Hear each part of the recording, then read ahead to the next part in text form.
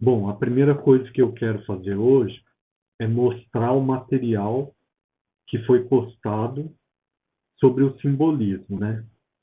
Então, já estava esse arquivo aqui, que é o trecho do livro do Maçom Moisés, né? A literatura portuguesa. Então, esse capítulo aqui, né? Que vai ter uma introdução, depois vai falar sobre a poesia, sobre os principais autores, né? Que são três, né?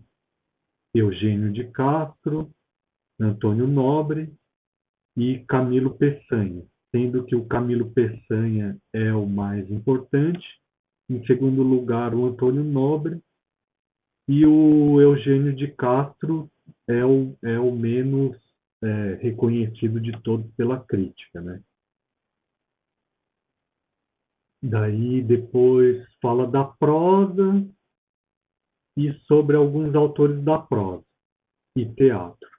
Mas a gente não vai ver esses autores, tá bom? A gente vai ver os três de poesia.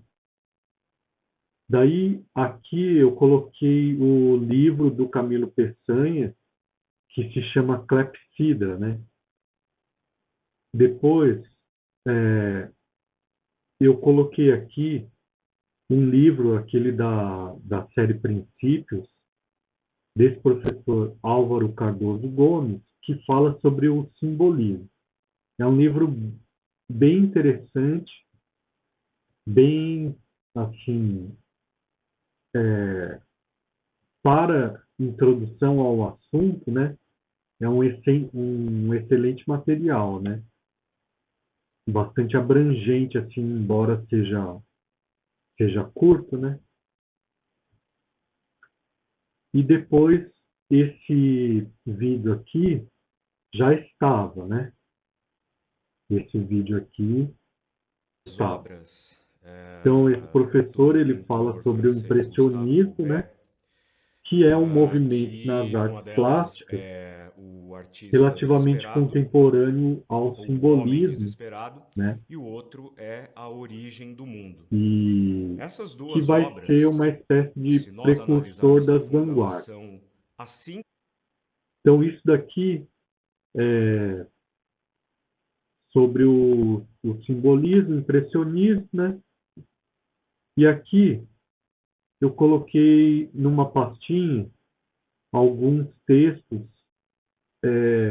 relacionados ao Baudelaire, sendo esse daqui, As Flores do Mal, que é um livro de poesias, né, do Baudelaire, né? É um livro bastante extenso, né, mas o objetivo não é que vocês leiam tudo agora, claro. O objetivo é que vocês tenham acesso, né? E na medida do interesse depois, da disponibilidade, que vocês explorem esse material ou deixem guardado, né? Esse livro aqui também do Baudelaire, que se chama Sobre a Modernidade, é um livro bastante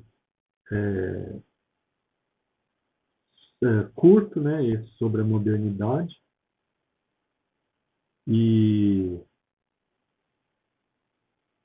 e esse aqui um arquivo com o poema Correspondência, que é o mais conhecido, né? E um artigo sobre esse poema. Esse artigo é do mesmo professor que escreveu aquele livro O Simbolismo, né? Álvaro Cardoso Gomes, tá bom? Bom, é, além disso,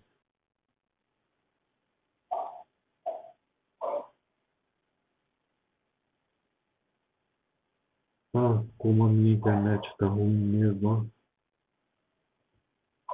tá lerda, né? Além disso, a gente estava aqui dentro dessa pasta do Baudelaire, né? tem um vídeo, que esse vídeo já estava, que é daquele programa da Univesp TV, né, Literatura Fundamental, fala sobre a obra do Baudelaire, As Flores do Mal. E aqui tem um áudio do poema Correspondências em francês, que eu pretendia ler com vocês, né, e analisar, né. Então, e além disso, né, esse livro aqui em cima, a literatura portuguesa através dos textos, né, do Masson Moisés, que é um PDF de 457 páginas, a partir da página 354, vai trazer os autores do simbolismo, né? Vai trazer trechos, poemas, né, desses autores, né? Então, Eugênio de Castro, Antônio Nobre e, finalmente,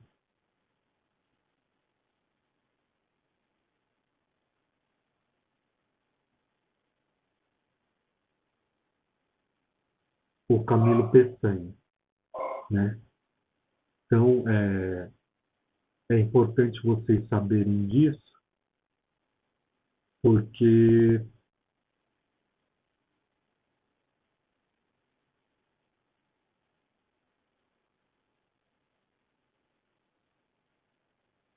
tem outros autores além deles, ó, né?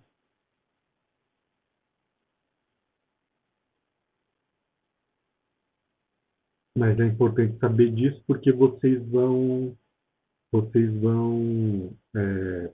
fazer atividade explorando esse material, né? Então começa na página 354 do arquivo, certo? Tá. Então, basicamente, é, é esse o material, tá bom? Lembrando que grande parte do material não vai dar tempo de explorar agora, mas fica disponível para vocês, para quando vocês tiverem interesse e disponibilidade, né? Dito isso, eu gostaria que vocês começassem, né, lendo esse arquivo aqui, quem ainda não leu, né, que é o capítulo sobre o simbolismo do livro do Masson Moisés, A Literatura Portuguesa, né? Depois que ler esse capítulo, ver esse vídeo aqui, Literatura Fundamental, As Flores do Mal, de Baudelaire, né? Porque o Baudelaire, ele é sempre mencionado quando se fala sobre o simbolismo, ele é sempre mencionado como um autor, né, de grande influência sobre o simbolismo, embora ele não seja considerado estritamente simbolista, né? Como se fosse assim, um precursor, tá bom? Então, eu vou retomar aqui alguns aspectos, né, que são ditos no programa, né, para que a partir deles a gente leia o poema Correspondências e, e faça uma análise, uma interpretação, tá bom? Então,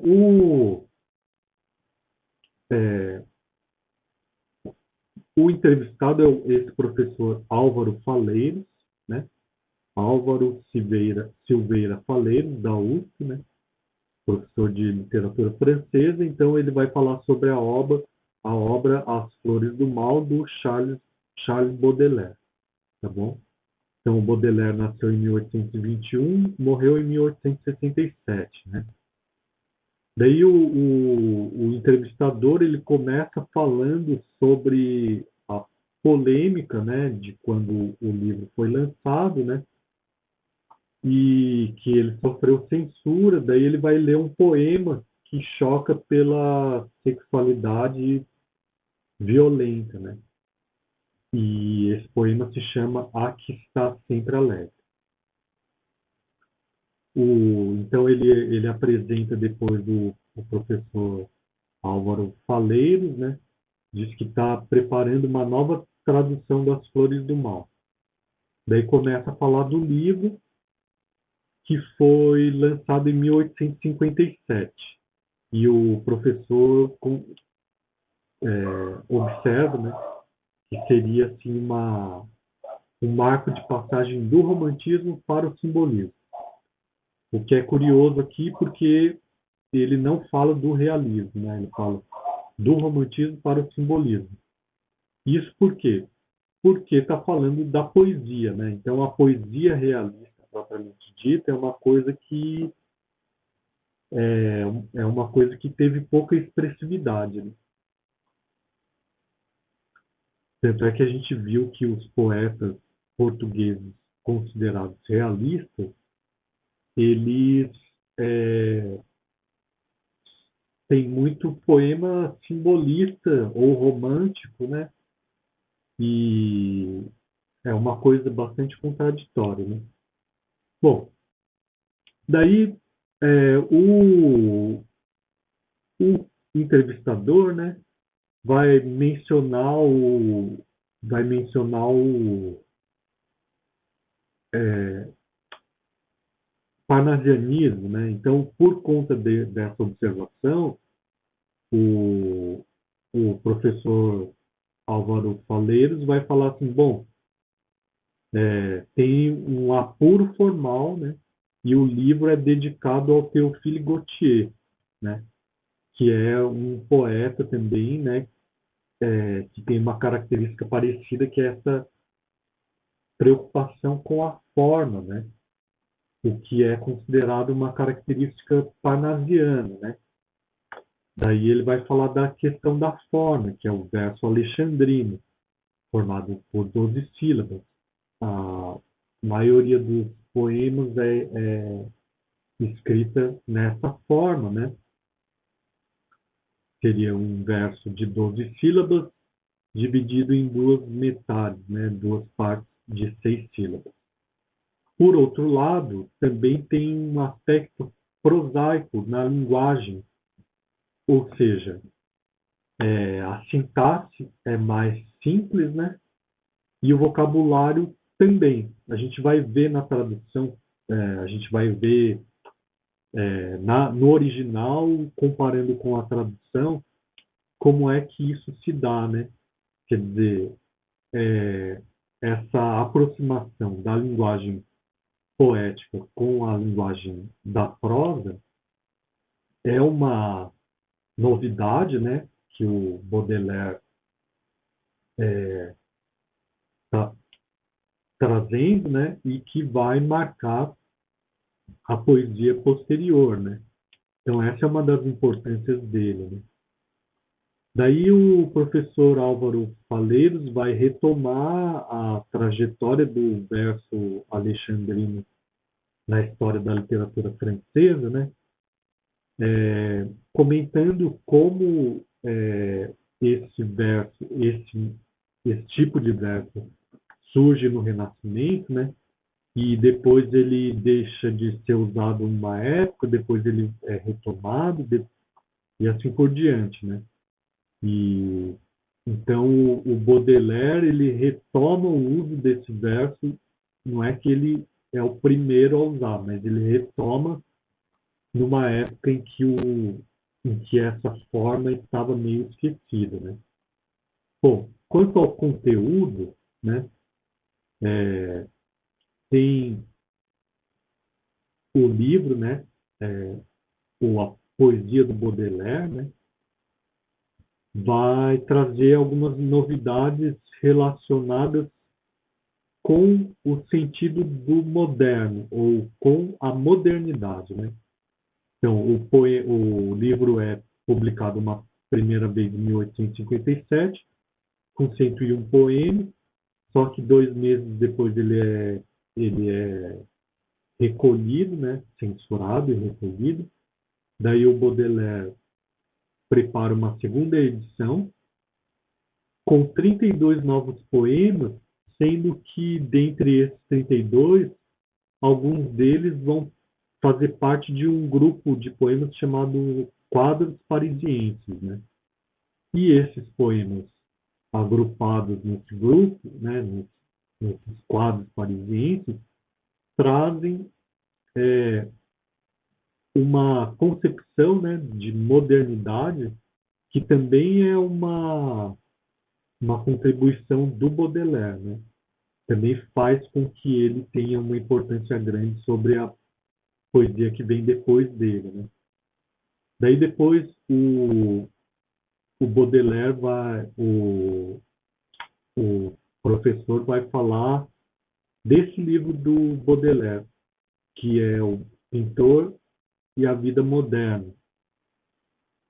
É um texto, né, do Baudelaire que eu coloquei aqui, né? Esse aqui, ó, sobre a modernidade. Esse sobre a modernidade é um texto em que ele fala sobre um artista plástico, né? Então, sobre a modernidade também tem esse título, O Pintor e a Vida Moderna. Vai falar sobre esse artista plástico, Constantin Guy, né? E porque o Baudelaire foi um crítico de arte também, né? Mas quando ele fala desse artista plástico, de certa maneira ele tá falando da própria poesia dele, que tem a mesma característica relacionada com a modernidade, né? Uma maneira de se relacionar com o mundo, que tem a ver com o desenvolvimento da cidade, o desenvolvimento do capitalismo e a precarização do trabalho da classe operária, né? Isso seriam características da modernidade observado, né, pelo Baudelaire, né? Então, esses quadros parisienses, eles pintam cenas da vida cotidiana desses personagens marginalizados da cidade, né?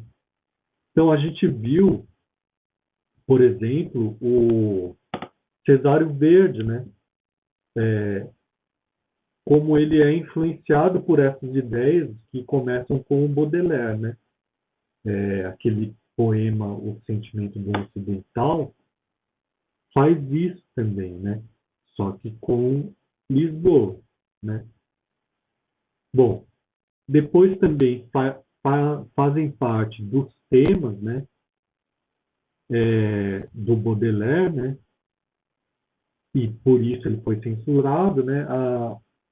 As questões, ele foi censurado por questões morais, porque fazem parte do tema dele, né?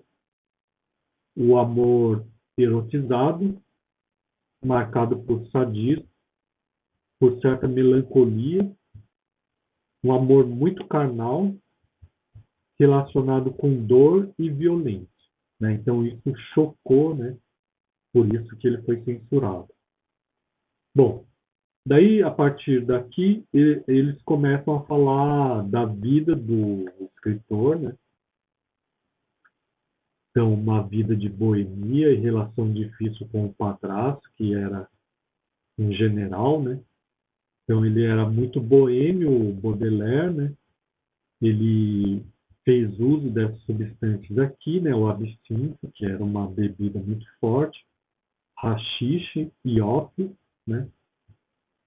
Daí o padrasto dele resolve mandar ele para uma viagem de navio para a Índia, né? Só que ele não chega na Índia. Daí ele volta para Paris e aos 21 anos ele pede para ficar com toda a herança do pai, né? Então, ele tinha aos 21 anos, ele adquire esse direito, né? Então, lembrando aqui que ele vivia com a mãe e o padrasto, o pai dele já tinha falecido. Então, quando ele completa 21 anos, ele tinha direito à herança do pai. Então, ele pede isso na justiça, ele ganha, né? E gasta tudo. Daí, também o entrevistador pergunta sobre a vida amorosa do Baudelaire, se ele chegou a constituir família. E, bom, não, ele não constituiu família, ele tinha uma amante que era uma prostituta, né? E o que devia causar mais desgosto ainda para a relação dele com o padrasto, né? Daí depois, falando sobre outras obras do Baudelaire, ele também tem uma obra chamada Pequenos Poemas em Prosa, ou Spleen de Paris, né? Spleen é uma palavra inglesa, né? Que daria mais uma ideia de estranhamento, né? Spleen significa melancolia, né? Mas o Baudelaire utiliza uma palavra estrangeira para falar sobre esse sentimento, para causar uma estranheza maior, né? E esses pequenos poemas em prosa seriam uma espécie de prosa poética, né? Ou como o professor diz, são pequenas crônicas que tratam de cenas do cotidiano, reflexões sobre a arte, sobre a poesia, sobre a vida na cidade. Bom, ainda falando sobre a importância do Baudelaire sobre os demais autores, né, os demais poetas que vieram depois. O T.S. Eliot, que é um poeta norte-americano, né, vai dizer que o Baudelaire é o último poeta romântico, só que tem uma diferença muito grande com relação aos poetas românticos anteriores, porque ele introduz a cidade como tema central na sua obra, né? E ele seria também uma espécie de padrinho do simbolismo. O Hugo Friedrich, que é um autor de teoria, né? O livro dele chama Estrutura da Lírica Moderna, né? Vai falar da lírica moderna e colocar o Baudelaire como autor central, né? Um autor fundamental, né? Para a formação dessa lírica moderna, que ele chama de lírica moderna, que é toda a poesia moderna, né? Do século XX em diante. Então, algumas contribuições, né, do Baudelaire, por exemplo, o tema da evasão da realidade, né, através do ópio, do haxixe, vai ter influência sobre um poeta muito importante, que é o Rimbaud, né, poeta francês também, né, o apuro formal e a problematização do sujeito lírico romântico, que é como se fosse assim, o sujeito lírico romântico, ele é extremamente sentimental, né? Ele tem um sentimentalismo exacerbado, né, que a gente fala. E então o sujeito lírico do Baudelaire em diante, ele é muito mais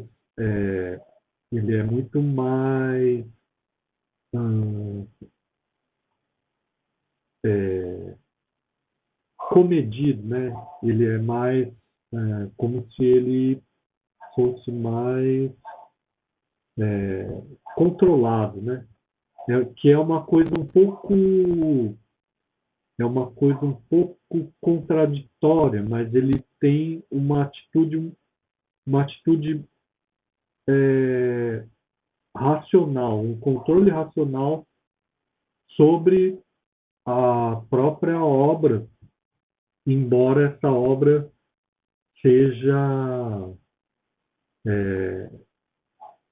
seja muitas vezes valorize coisas que não são racionais, como por exemplo o inconsciente e o sonho, né?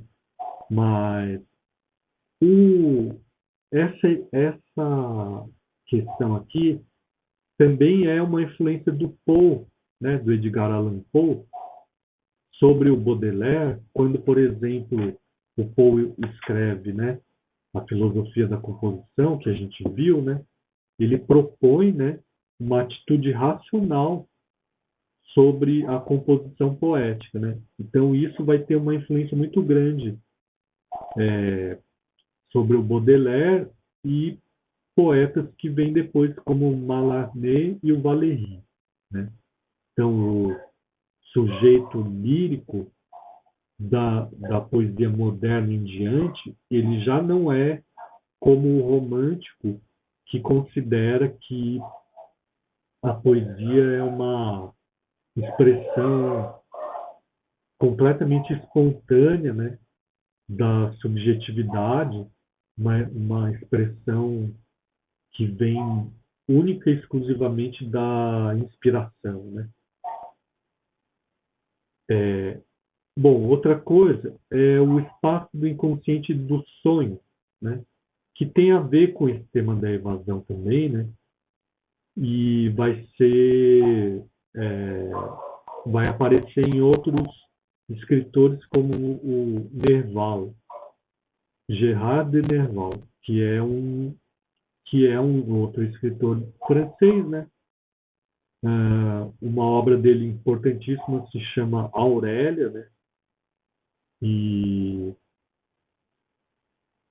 ele depois também, esse mesmo tema vai aparecer no surrealismo, né? Então é como se fosse assim, uma rede de influências, né? É,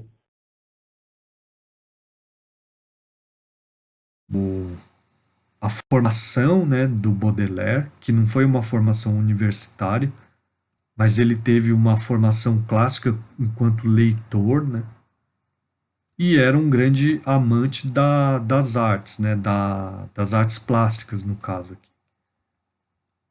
Então ele, claro que ele teve uma formação, ele teve uma formação a ponto de saber qual era a tradição na qual ele se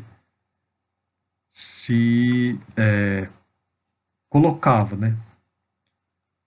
E termina o programa falando sobre as várias edições, né, do livro As Flores do Mal, né, e sobre a questão da tradução de poesia, né, que são coisas que a gente, essa da questão da tradução de poesia, são coisas que a gente vem discutindo também na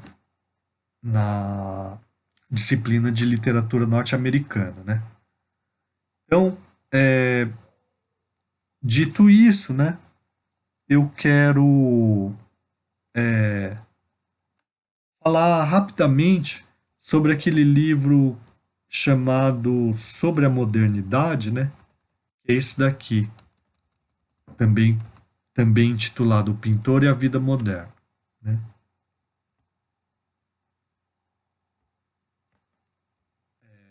Eu fiz um esqueminha aqui, eu vou ler alguns trechos, né? Então, esse livro sobre a modernidade, né? Ele, aqui tem a referência bibliográfica, ó, né? É um livrinho relativamente curto, né? Então, o texto é uma crítica a um desenhista nomeado apenas por G, mas a gente sabe que é esse aqui, Constantin Guy. Através dessa crítica, crítica no sentido de apreciação crítica, né? Não de questionamento, né? Não de crítica destrutiva, né? Através dessa crítica, Baudelaire define os valores estéticos que lhe são caros, consagrando-se como precursor da estética moderna. Por um lado, opõe-se aos valores do classicismo, cujo ideal de beleza está relacionado com os conceitos de bom, equilibrado, verdadeiro, etc. Então, claro, ele não vai seguir esses mesmos valores do classicismo, né? Como a gente vai ver, vai ficar claro pela exposição desse livro, né? Por outro, ele se opõe à valorização da natureza tipicamente romântica. Essa é uma outra questão, né? Então, se ele fala da cidade, ele também se opõe à natureza, né? Num determinado aspecto, né? Então, questiona o ideal de beleza imutável do classicismo. Então, uma das ideias do classicismo, né, é que, como a gente viu lá na Emily Dickinson, quando eu falei para vocês que o verdadeiro, o bom e o belo são valores que, de acordo com o ideal do classicismo, são valores que sempre aparecem juntos, né? Então ele vai questionar isso. Como que ele vai questionar? Ele vai dizer assim: o belo é constituído por um elemento eterno invariável, cuja quantidade é excessivamente difícil de determinar, e de um elemento relativo circunstancial, que será, se quisermos, sucessiva e combinadamente, a moda, a época, a moda, a moral, a paixão, né? Então, para os clássicos, né, a beleza, o conceito de beleza era um conceito absoluto, no seguinte sentido: eles acreditavam que o que era belo para todos e era belo sempre, né? E aqui o Baudelaire já está propondo que não, que a beleza ela tem um aspecto eterno, invariável, mas também tem um elemento relativo, circunstancial. E esse elemento relativo circunstancial estaria relacionado com a época, a moda, a moral, a paixão. Ou seja, é algo que está sempre mudando, né? Então é uma ideia diferente a respeito da beleza que se opõe à ideia do classicismo, né? Outra coisa que ele vai propor, vai questionar o ideal de homem como unidade de consciência. Isso daqui é uma coisa muito importante para toda a modernidade, né? Assim, não é só ele que faz isso, né? Mas cada vez mais, quanto mais a gente se aproxima da nossa época, mais se coloca em questão, né, a identidade do homem ou do ser humano como algo único, né? Ou seja, a consciência do homem ela não é uma coisa só, mas ela é fragmentada e muitas vezes conflituosa, né? Então a dualidade da arte é uma consequência fatal da dualidade do homem, né? Então o homem não é uma coisa só, a consciência dele não é uma coisa só, mas muitas vezes tem forças conflitantes dentro da consciência de um mesmo ser humano, né? Questiona o ideal de beleza enquanto perfeição. Então, o belo não é senão a promessa da felicidade, né? É algo que se promete, mas não se alcança, né? Então aqui ele está citando um outro escritor francês que é o Stendhal, né? Destaca o aspecto necessariamente transitório da história e da cultura. Então, a modernidade é o transitório, o efêmero, o contingente, é a metade da arte, sendo a outra metade o eterno e o imutável, né? Então, tem a ver com aquilo que ele estava dizendo aqui antes, né? O belo é constituído por um elemento eterno e invariável, e por outro que seria sempre transitório, né? Efêmero. Né? Então, aqui me faz lembrar uma coisa que está num livro também daquela coleção, daquela série Princípios, né? Só que é o livro sobre o impressionismo, né? Que é uma coisa que eu sempre gosto de falar nas aulas, né? Que é assim, o impressionismo é uma é uma escola, né, das artes plásticas, né, contemporânea ao simbolismo na literatura, né? E os pintores impressionistas, eles também vão buscar, por exemplo, retratar as cenas cotidianas da cidade, por exemplo, né? E, e daí eles vão dizer o seguinte, que não existe cor, existe luz, né? E o que significa isso, né? Que não existe cor, mas existe luz. Significa que aquilo que a gente vê está sempre mudando, né? Então, se eu olho uma determinada paisagem, essa paisagem ela sempre vai mudar em função da luz, né? Então, se eu fico olhando para aquela paisagem durante algumas horas, o sol vai, quer dizer, na verdade a luz do sol, né, vai mudando, né? E a cor vai mudando, né? Aquilo que a gente vê vai mudando, né? E isso significa que a realidade, né, é algo sempre transitório, né? Sempre está mudando. E também depende do ponto de vista, né? Porque se eu olhar de perto para uma determinada um determinado objeto, por exemplo, uma árvore, né? Então a cor daquele objeto vai ser mais nítida, né?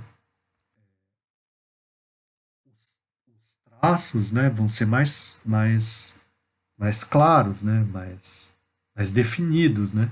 Então, essa ideia a respeito daquilo que a gente vê é algo que pode ser estendido, né, para a realidade como um todo, né? Significa que a realidade não é uma coisa absoluta, objetiva, completamente objetiva, né? Mas a realidade está mudando o tempo inteiro e ela depende de um ponto de vista. A gente sempre capta a realidade a partir de um determinado ponto de vista. Então, a realidade é sempre transitória, né?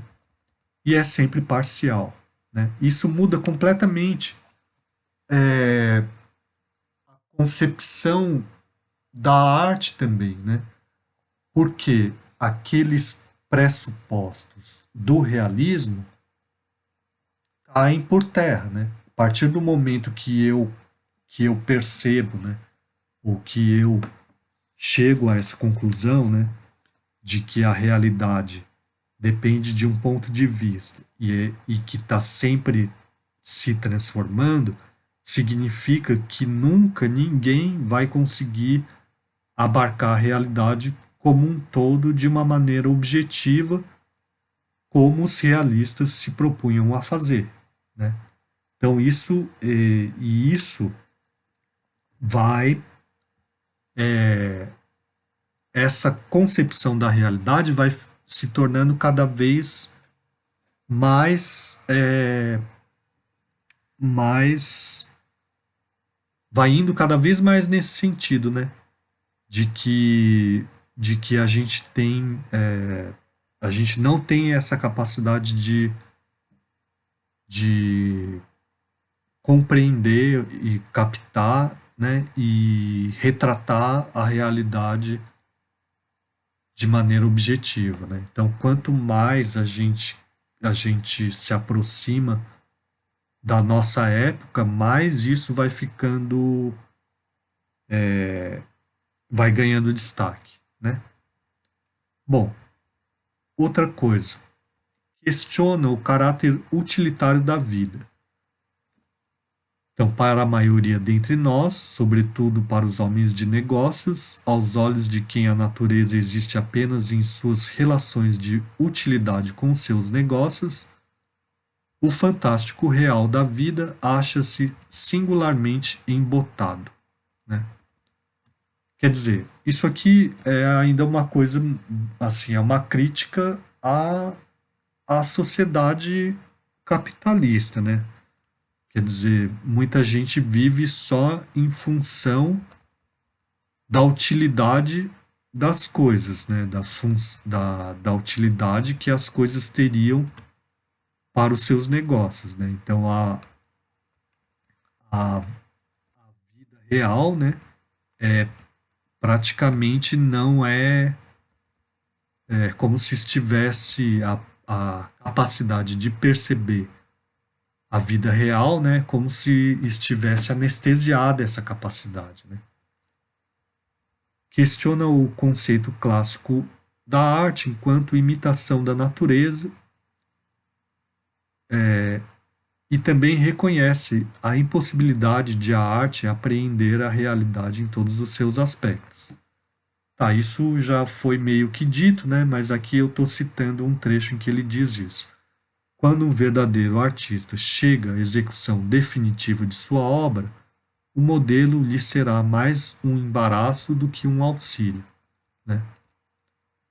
Então, é como se a função da arte não fosse a imitação perfeita da realidade, né?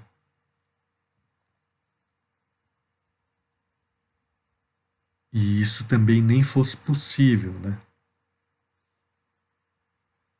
Bom, quais seriam os temas preferidos pelo artista? Ele está falando, lembrando, né, que ele está falando dos desenhos do Constantin Guy, que se vocês digitarem ali no Google, vocês vão encontrar vários desenhos dele, né? Mas ao mesmo tempo em que ele está falando desse artista, ele está falando da própria concepção que ele tem da arte, né? Então, nosso observador está sempre infalivelmente a postos em toda parte onde fluem os desejos profundos e impetuosos, a guerra, o amor e o jogo. Em toda parte onde se agitam as festas e as ficções que representam esses grandes elementos da felicidade e do infortúnio. Isso daqui me lembra muito o Nietzsche, né? A guerra, o amor e o jogo, né? Mas é uma questão meio romântica até, né? De grandes paixões, né? Isso que é retratado pelo artista, né? Mas isso não significa que o artista seja completamente dominado por essas paixões, né? Isso daqui é o que ele retrata, mas a atitude dele diante da sua função, né, não é completamente sentimental, né? Não é completamente passional, né? Bom, outro tema, o militar. É uma beleza que decorre da necessidade de estar pronto para morrer a cada minuto. O dandy.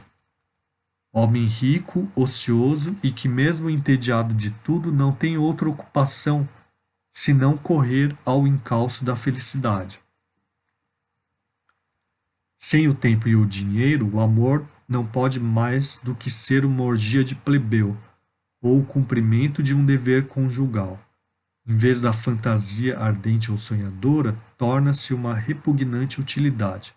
Dá para perceber que tem bastante de romantismo aqui, né? Ainda, né? Só que não é exatamente igual. Recupera alguns aspectos do romantismo, né? Mas não da mesma forma exatamente, né?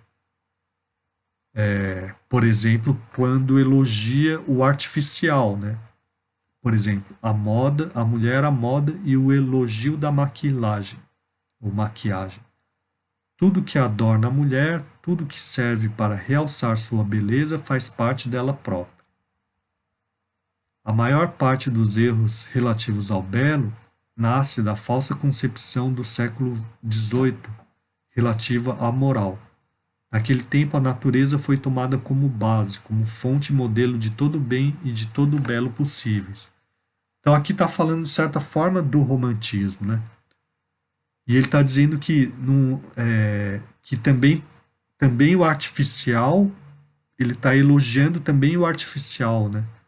Aquilo que é criado pelo homem, por exemplo, a moda, né? A maquiagem.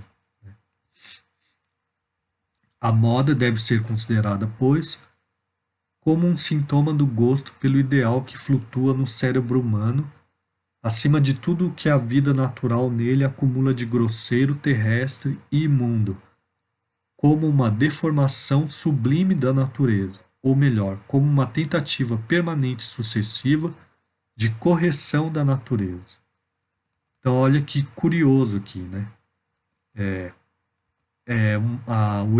O elogio do artificial, né? Como se a natureza não fosse perfeita, que é a ideia de que a natureza é perfeita, é uma ideia romântica, né? As mulheres e as cortesãs. Então aqui está falando dos tipos de mulheres, né? Ele vai procurar a beleza em todas as classes sociais.